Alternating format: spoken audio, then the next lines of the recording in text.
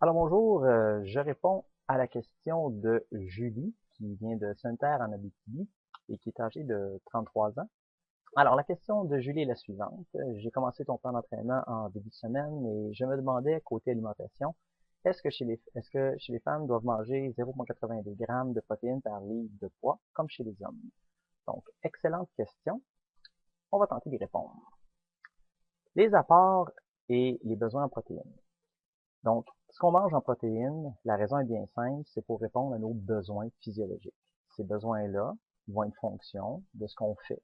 Donc, si je m'entraîne, il est possible de croire que les besoins de certains macronutriments, que ce soit les lipides, les glucides ou les protéines, soient plus importants.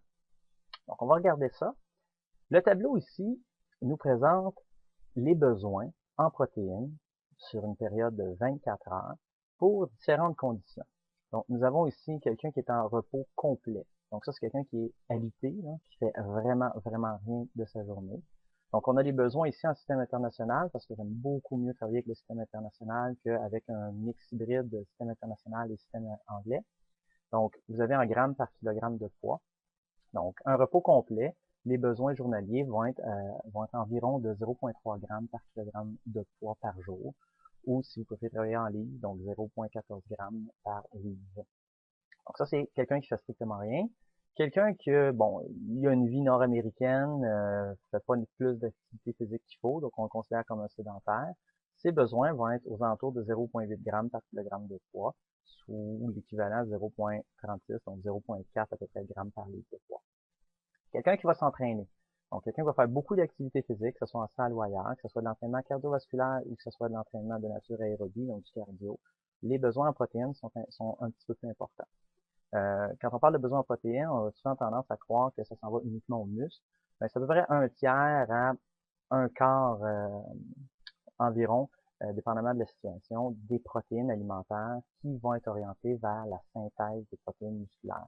Donc, il y a une bonne partie des protéines qui s'en va à, à, à d'autres fonctions, par exemple pour les organes, par exemple pour le sang. Donc, c'est pour ça que pour le travail aérobie aussi, les apports en protéines sont importants.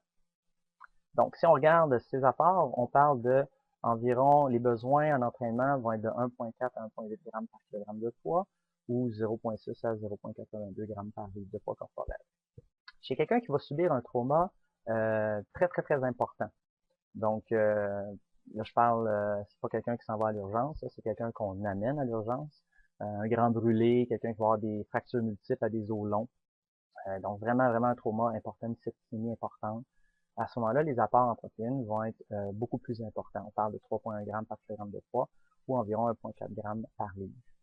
Donc, c'est clair et net que lorsque vous vous entraînez, vos apports en protéines vont s'échelonner entre 0,3 grammes par kilogramme de poids et un maximum de 3,1 grammes par kilogramme de poids. Donc, entre les deux valeurs, c'est le compromis qu'on va trouver pour répondre à vos besoins. C'est très rare en Amérique du Nord que les gens vont manquer de protéines dans leur alimentation. C'est excessivement rare. Donc, c'est pas une problématique qu'on retrouve. Donc, les apports totaux en protéines, parfois à l'entraînement, on a besoin de faire de légers ajustements à la nutrition quotidienne, justement pour augmenter certains apports. Mais sachez que c'est très rare. Donc, la prise de suppléments de protéines, c'est pas inutile. C'est d'abord et avant tout pas pour combler vos besoins journaliers, mais comme on va le voir un petit peu plus loin, c'est plus pour répondre à un besoin spécifique à un moment spécifique. Donc, on utilise ces suppléments-là pour certaines de leurs propriétés, mais c'est pas pour combler les besoins journaliers. Donc, c'est assez facile d'aller chercher un apport en protéines complet sur 24 heures dans votre alimentation. Donc, qu'est-ce qui est important de retenir? C'est que oui, on a besoin d'un apport en protéines un peu plus important lorsqu'on s'entraîne. C'est fort probable que notre alimentation nous le fournisse déjà. Donc, c'est important d'évaluer ces apports nutritionnels pour savoir si peut-être que je suis à 1,4 ou 1,5 déjà avec l'alimentation que je mange au quotidien. Donc, à ce moment-là, j'ai un minimum d'ajustement à faire. Donc, toujours considérer le tout sur 24 heures. Donc, pourquoi on pourrait consommer, par exemple, des suppléments de protéines ou avoir des apports en protéines dans notre alimentation traditionnelle à certains moments? Ça, c'est beaucoup plus important. Donc, là, je ne fais pas encore référence à homme-femme, je fais vraiment en général. Donc, les besoins à part, besoins et apports en protéines, ce qui peut être intéressant, c'est tout juste avant l'entraînement et tout juste après l'entraînement, d'avoir un petit apport en protéines. On parle d'environ 0,15 g par kilogramme de poids jusqu'à 0,25 g par kilogramme de poids dans les 4 heures environ qui ont précédé l'entraînement. Donc, si vous avez un repas, à ce moment-là, le repas va vous fournir probablement amplement de protéines. Ça peut être intéressant aussi d'ajouter des grammes de glucides à ça. Donc, vous avez les références sur le tableau. Donc, tout ça, pourquoi? Parce que ça favorise la synthèse des protéines. Même chose après l'entraînement, on peut avoir des apports similaires. Donc, de prendre un shake de protéines tout de suite après son entraînement, ben c'est pas l'option la plus optimale. Ce qui serait intéressant, c'est d'aller chercher un peu avant et un peu après. Donc, par exemple, prendre la moitié du shake avant son entraînement et l'autre moitié après. Maintenant, pour répondre spécifiquement à la question, ben, différence homme-femme, en réalité, il n'y en a pas vraiment. Simplement parce que on exprime les apports en protéines, les besoins, en grammes par kilo. Donc, si une femme, généralement, est plus légère qu'un homme, ben, les apports en protéines, sur le total, vont être un petit peu moins importants.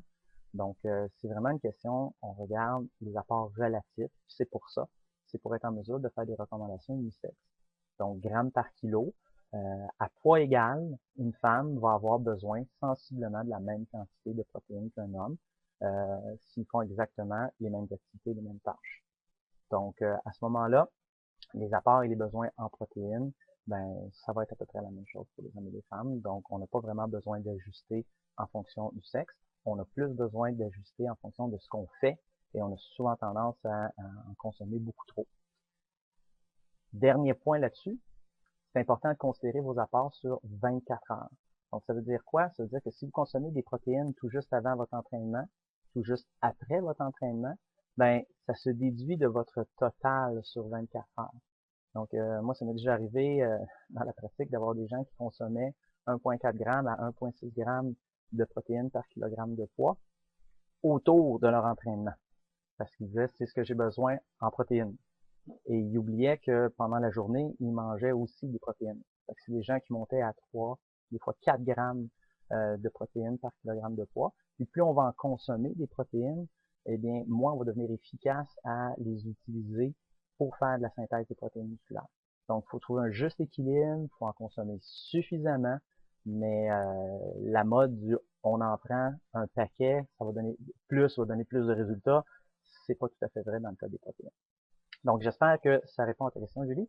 Et sur ça, ben, je te souhaite une bonne journée.